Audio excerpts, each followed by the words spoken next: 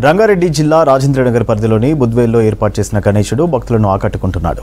ఈ ఏడాది ఛత్రపతి శివాజీ కోట తరహాలో మండపాన్ని ఏర్పాటు చేసి వినాయకుడిని ప్రతిష్ఠించారు నిర్వాహకులు. 15 రోజుల పాటు ఎంతో శ్రమించి ఛత్రపతి శివాజీ కోట మండపాన్ని ఏర్పాటు చేశామన్నారు. ప్రత్యేక అలంకరణతో దర్శనమిస్తున్న గణనాథుడిని దర్శించుకునేందుకు భక్తులు భారీగా తరలి వస్తున్నారని చెప్పారు నిర్వాహకులు. నగర్లో మేము శ్రీనివాస సేవా సమితి ఆధ్వర్యంలో ఈసారి ఛత్రపతి శివాజీ కోటను నిర్మించడం జరిగింది. ఎవ్రీ ఇయర్ ఒక్కొక్క వెరైటీ వినాయకుని పెట్టడం జరుగుతుంది. పోయినసారేమో టెంకాయ వినాయకుడు పెట్టినాం.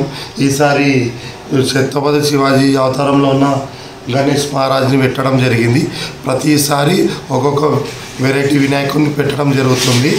ఈసారి ఈ ఛత్రపతి శివాజీ కోటని నిర్మించడానికి ఒక 15 రోజులు దాదాపు జరిగింది. ప్రతి ఏటా ఇట్లా ఘనంగానే దేవుడు మాకు ఆశీస్సులతోని ఘనంగానే ఈ గణేష్ మహారాజ్ని పూజించడం జరుగుతుంది.